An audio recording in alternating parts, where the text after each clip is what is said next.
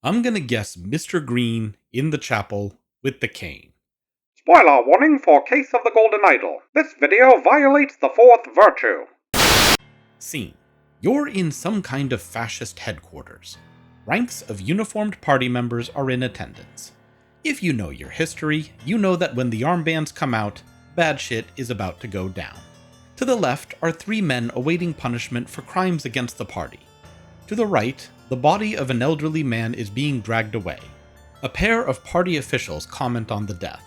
Nicholas Maker, the record keeper, describes a sense of beauty, but determinedly not happiness at the sight. While party enforcer David Goran expresses sympathy, but judges that the old man's death was the cost of his own mistakes. Are you, as yet, curious about what's happening? No? Well, how about if we go back here, where you're presented with a man being pushed off a cliff? How about this scene, where one man lays dead while another is being crowned? Case of the Golden Idol doesn't always give you a murder, but it does always give you a corpse. The game is to assess the scene, make deductions, and correctly state the events which transpired. Each diorama is its own little mystery, but as you solve them, you'll realize the game is holding out on you. Questions arise which make no sense if events are taken at face value. Something is happening behind the scenes. Something is being hidden from you. A mystery whose clues are present, but you are not called to piece them together. Not until the final puzzle, which is less a mystery and more a behind-the-scenes skit. But there's something here I want to talk about. A bit of periphery, a judgment, maybe a moral. And it surrounds this man. This is Lazarus Hurst. He is the Grand Arbiter of the Order Party. 3 years ago, he appeared on the political stage of Albion, a rough analog to our world's British Empire, and ascended to the position of Prime Minister in his first election. Now he has usurped total control of Albion's political world. Only the king still holds authority, but that power is hanging by a thread. Hurst attributes the success of his movement to its commitment to morality, codified in the virtues. They are as follows: moderation. Excess emotions, indulgence, and lust will be punished. Diligence, untidiness, mistakes, and laziness will be punished. Beauty, vulgar fashion, music, I like big butts and art will be punished. The final virtue is truth. All secrets, lies, and literature will be punished. Those who abide by the virtues will be rewarded. Those who flout them will meet God's wrath. That's this guy's words, not mine. Members of the party are held to the same standards. These two are the lesser arbiters: Dr. James Turner, formerly of the Seven Seas Trading Company, and General Alistair Koch, formerly of the Albion Military. They are Hurst's right and left-hand men, respectively. Despite their high rank, the files each keeps in their jacket indicate that their crimes are accounted for as well, though their service to the party outweighs any losses. No one is above the law in the Order Party. That said, why is there a room behind the dais? Why are there 3 children inside? And what role does the statue in Lazarus Hurst's hands play in his administration? And why is this whole thing one colossal farce? Well, to understand that, we're going to have to dig in. Just a heads up, we'll be spoiling basically the whole story. If you haven't played it, please do. It's an excellent detective game despite the lack of a detective, or a case for that matter. But off-color naming aside, the work of deduction is present and awesome, so highly recommended. Now let's travel about 9 years into the past, to where the seeds of Hurst's ascendance were first planted.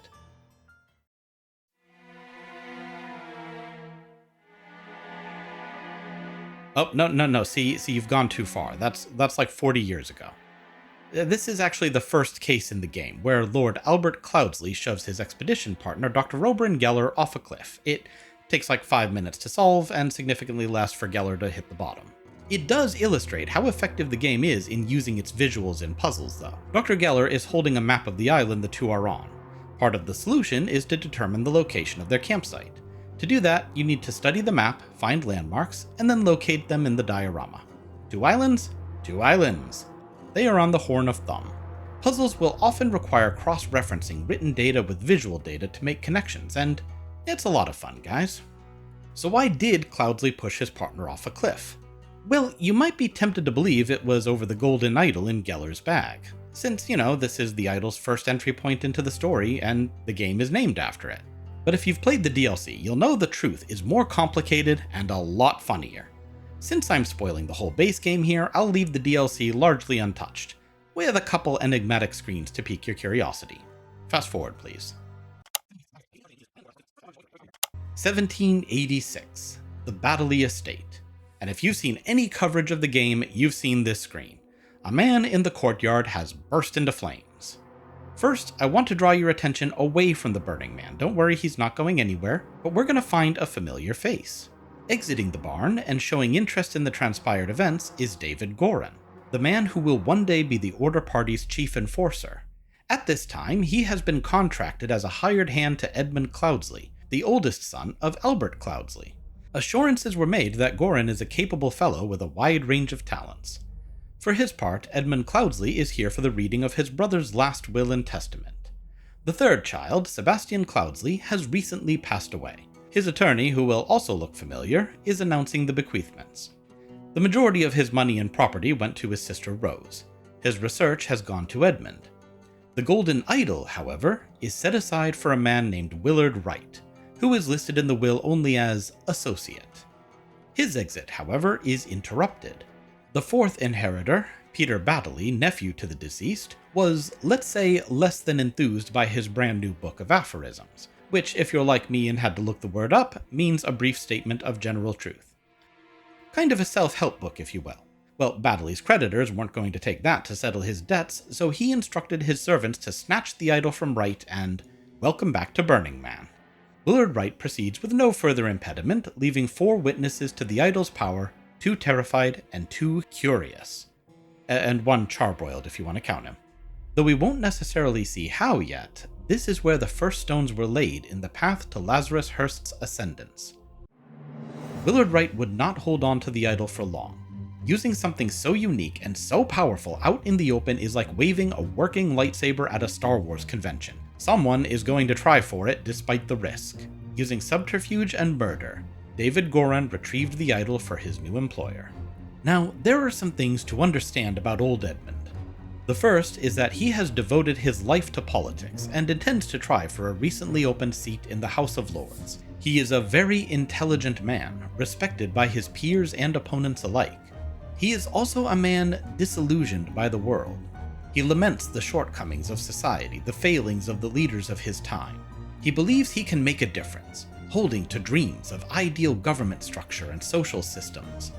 But he has spent so much of his life in this pursuit that he has lost other opportunities, which is perhaps why he has fallen for Mary Richards, a young woman who has, in the company of her father, attended several of Cloudsley's social events. Perhaps insultingly, his chief rival for her affection is his pound-foolish nephew Peter. One only has to look at the difference in their approaches to see that Cloudsley has an advantage in intelligence, wealth, and even artistry. But he is, well, kind of old, possibly his 70s, where Mary, if I can properly judge ages based on these weird sprites, looks to be in her 30s at most. It might gall him to think that Mary considered both proposals equally, but it might also have led him to realize he would need to bring something more to the table, something no one else could. What followed was a game of cat and mouse. On the one side is the previously unmentioned Brotherhood of Masks. Marked in public by a ruby ring, it was to this organization that Willard Wright and Edmund's late brother Sebastian owed allegiance. Almost from the moment the idol returned to Cloudsley hands, the Brotherhood's agent, a man referred to as the Dark Hand Steward, began to dog Edmund's heels. At first they sent letters demanding both the return of the idol and his surrender to their justice. But since Cloudsley treated those letters with the same regard as his nephew's repeated requests for more money, they soon moved on to more dire methods. Once Cloudsley understood that his life was in danger, he hid. With Grunn managing security, he eluded the Brotherhood for 6 months. However, the Brotherhood had put their own sharpest mind on the job. The Dark Hand Steward, more publicly known as Walter Keene, the Gentleman Thief, a man known for holding up coaches while wearing finery of outrageous fashion, stealing all their valuables, and kissing the hands of young women before making his getaway. The two minds would come to a clash when Keene hired local toughs to help him assault Cloudsley's forest hideaway. Subduing Goran with a ruse, Keen and his men broke through Cloudsleys' door, only to be caught in a blast. Cloudsley had anticipated the attack, and used the idol to rig an explosion while he hid in a chest, betting his life that it would protect him.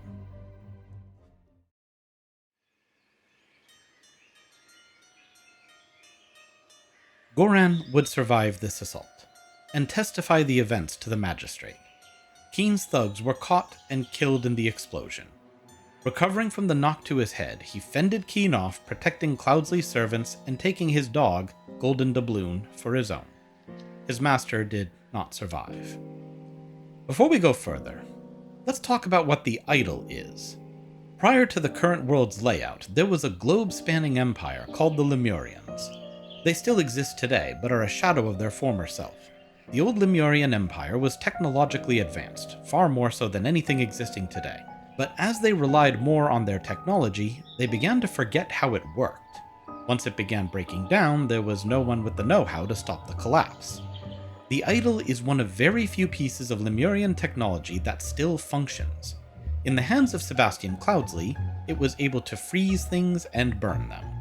These two spells, as the Brotherhood called them, had to be done in alternating turns with the proper sacred glyphs in place. And that was as far as they got. But Edmund Cloudsley, he was able to bring the scientific method to the task, and learned that it was capable of far more. At its most basic, the idol is a transference device. It can take something and then it can give what it has taken. In the case of combustion, the idol is taking heat in and then adding heat to whatever it's targeting. With the idol, Cloudsley was able to create explosives, rot fruit prematurely, and even fulfill the alchemist's dream of creating gold.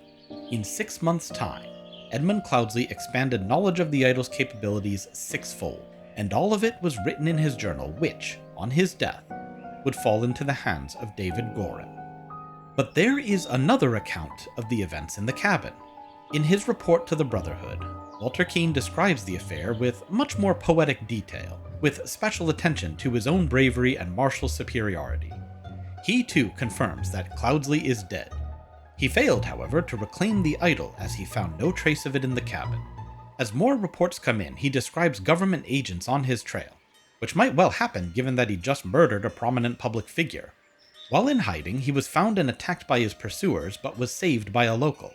A man with combat skills nearly the equal of his own and, by Keen's estimation, a sharp grasp of the sorcery prized by the Brotherhood's leaders.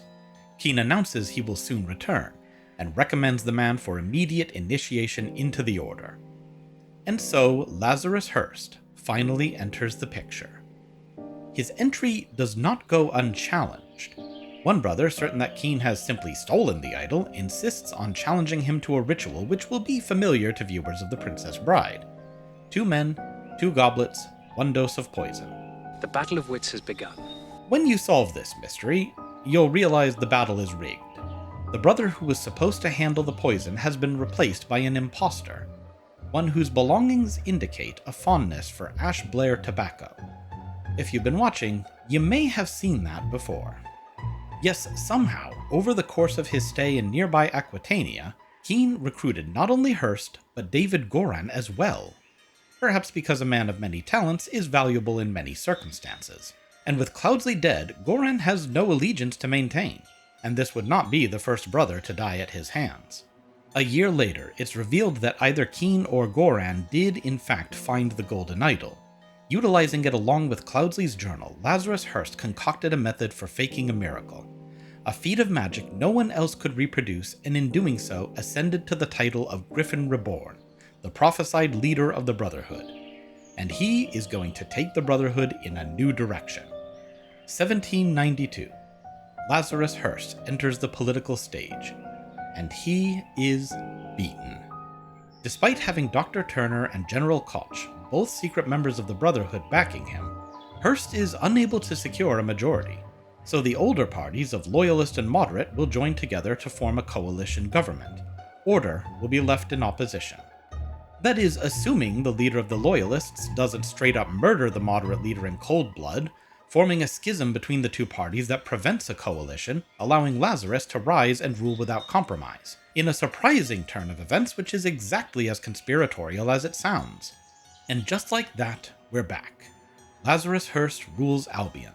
The 4 virtues are the law of the land, and the people tremble at his power. The rise of the Order Party might feel like an abrupt turn.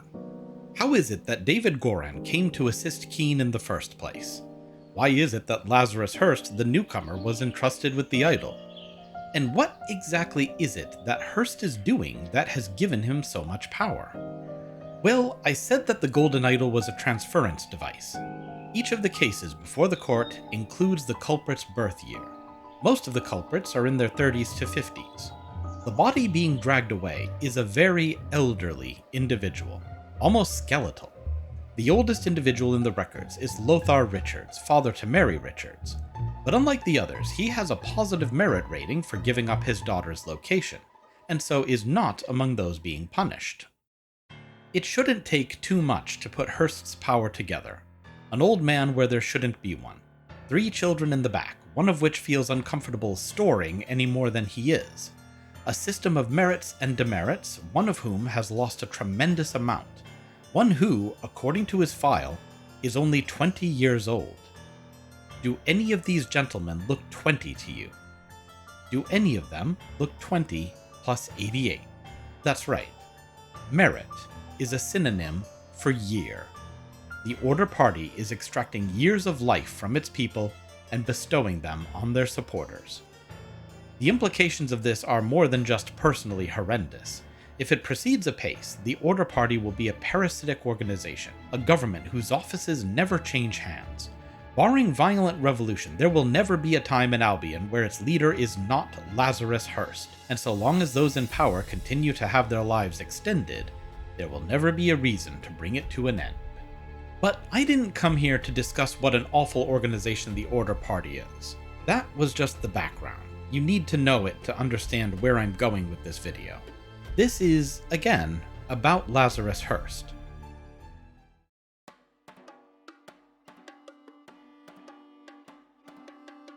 Lazarus doesn't look to be older than his early 30s. He might even be in his late 20s. Again, the visuals are hard to parse. He is a young man from a foreign nation with enough political acumen to usurp the Brotherhood of Masks, turn it into a wildly successful political party, and wield the Golden Idol to terrifying effect. And he always has David Goran by his side. It isn't really that hard to put together, is it? The more you look at the actions of Lazarus Hearst, the more obvious it becomes. Hearst didn't read Edmund Cloudsley's research. He wrote it. And he uncovered a use for the idol so profound that it brought the man sent to kill him over to his side. With his youth and vigor restored and the elites of Albion in his sway, Edmund Cloudsley finally had the chance to create his perfect society. If there's a central mystery to Case of the Golden Idol, it's this. It's learning what happened during that missing time between Cloudsley's death and Hearst's arrival. But that mystery isn't what I want to discuss either. I want to talk about the fact that Cloudsley, for all his smarts, has completely deluded himself. Well, I assume he has. He might just be a total hypocrite. See, with knowledge of his true identity, we can see why the Order Party is the way it is. Cloudsley's virtues. What do they actually mean? Like, in a practical sense. What do Cloudsley's virtues prohibit? Well, let's see. Drinking a full bottle of brandy, listening to marching music, putting the wrong date on papers, art which is funny, art which is naked, romance novels, the violin, young people with dyed hair, offering wine at dinner, yelling at the Grand Arbiter because he's being a complete tool, calling the Grand Arbiter a complete tool in a YouTube video, having a messy desk. The list goes on. Do you see the pattern? Enforcement of the virtues is not about creating a better society. It's about getting rid of all the things that annoy crusty old Edmund Cloudsley who, despite having an entirely new lease on life, decided to continue making himself and everyone in his radius miserable. All the while preaching about how much better society would be if it would just do what he told it. Speaking of which, what can someone do to increase their merits? What virtuous actions can one take which will get them more years on Earth? We're given 3 examples. Work for the party, donate to the party, inform on the party's enemies. So, yeah, the only rewards come from do what Cloudsley tells you. And this hardly inspires virtuous behavior among his underlings. Instead, the absurd standards and high stakes have the Order Party members constantly sniping at one another, searching for petty violations they can report.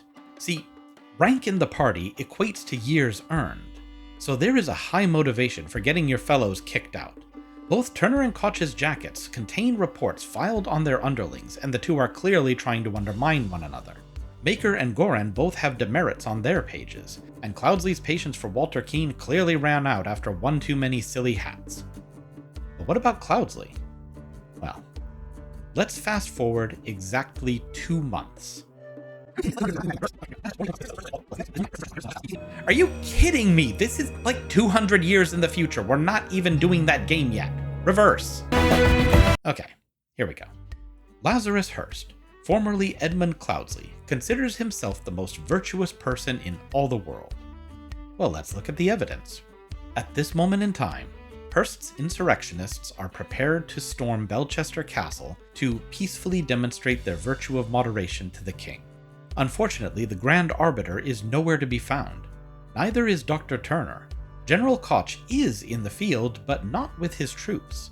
Further, the Golden Idol is in his hands, with a cracked, darkened gem, and is not working.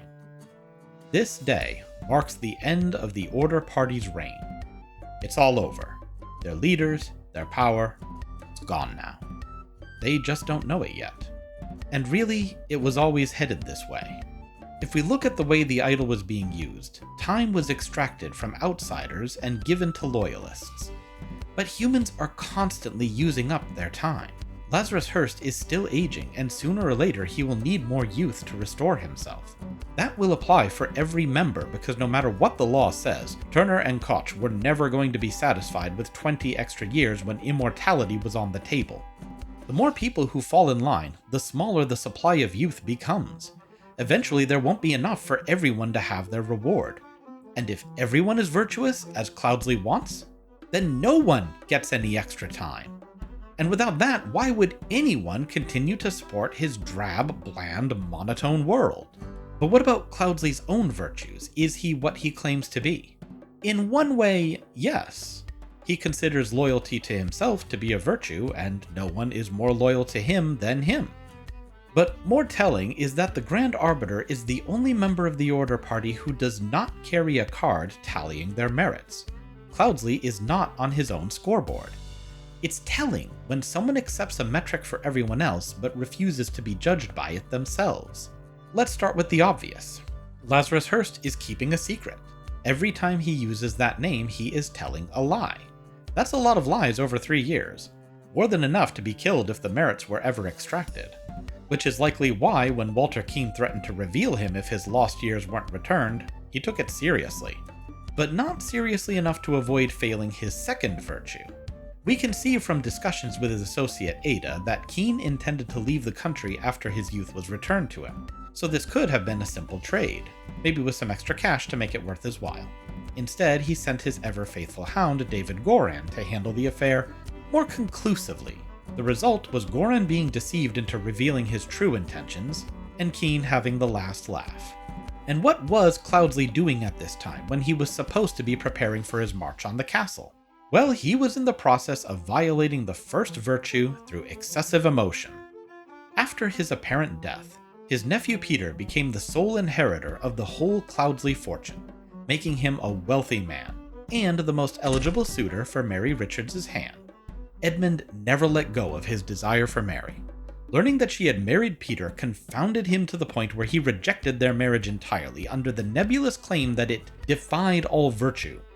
Again, virtue means thing Edmund likes, and since he likes Mary, it doesn't matter that she violated his virtues, he still wants her for a wife.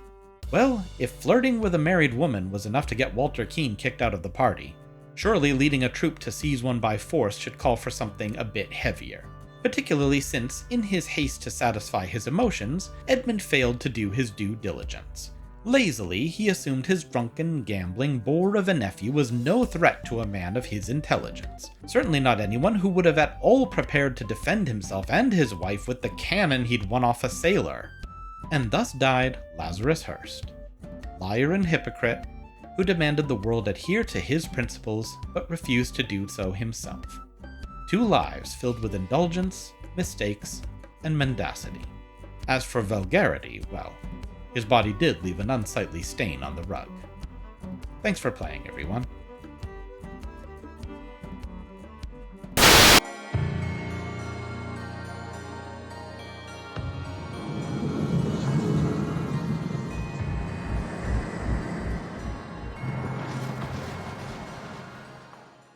No.